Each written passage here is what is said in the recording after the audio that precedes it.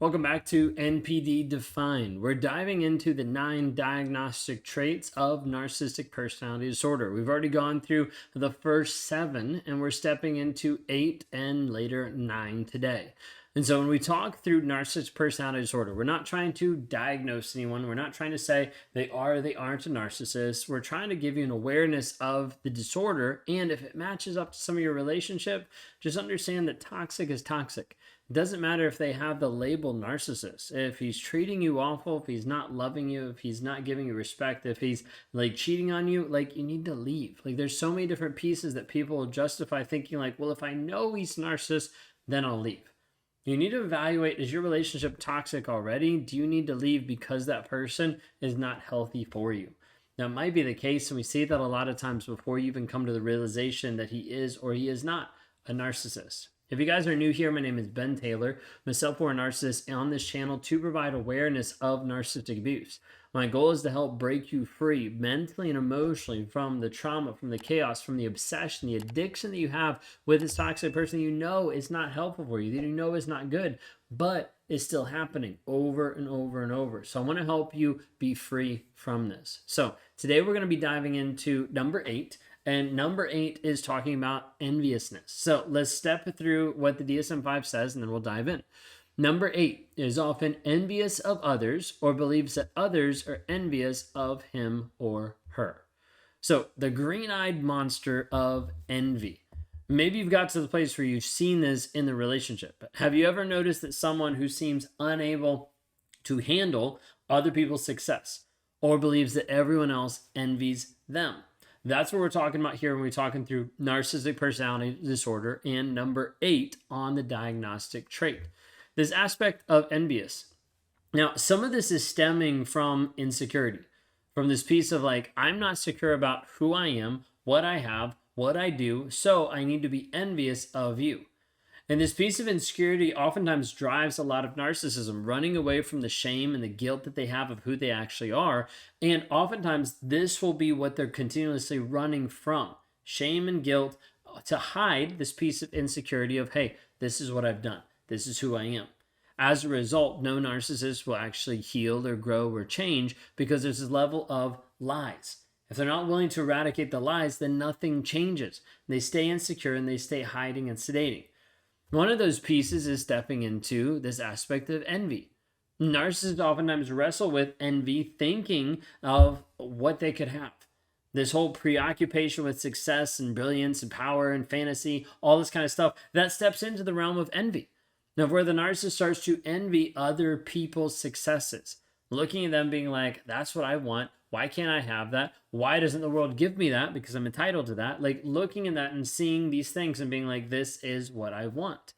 And so you're going to see this in the relationship with both the dynamics of one person that makes more money than the other. Oftentimes we're going to see this where the woman will make more money or have better status than the man in the relationship. And because of that, it fills him with envy because he's like, I want what she has. Now, he'll want that, but typically he won't get that. Maybe sometimes he'll use her to be able to step over her to be able to get to what he wants, but a lot of times it's like, let me bring you down. I talk to so many women on a day-to-day basis that are powerful business women that have been controlled by a toxic person.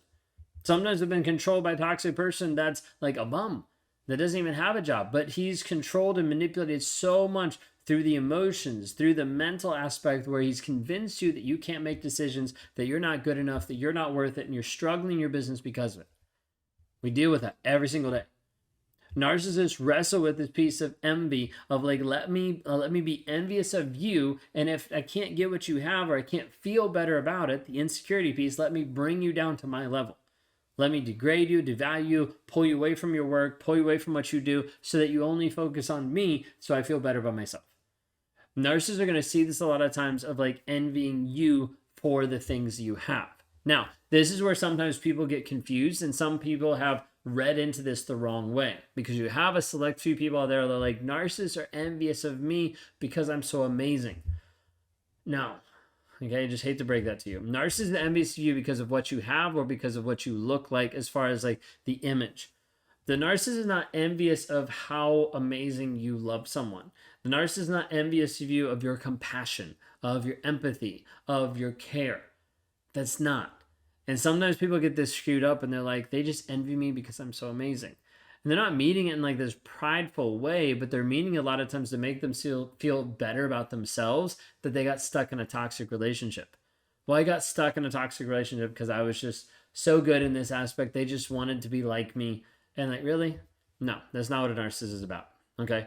When we're talking about envy, we're typically looking at success, power, brilliance, money. Like that's the envy piece that we're talking about. Now, narcissist also flips the script, and narcissist views as people are envious of him or her.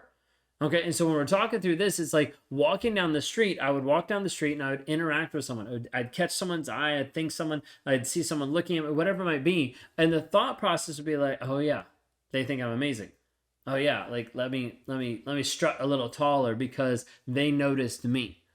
And so it's this idea of like thinking and projecting into that situation that I was noticed, that person like actually thought about me when they probably did, and they probably didn't even care. They're just walking down the street, right?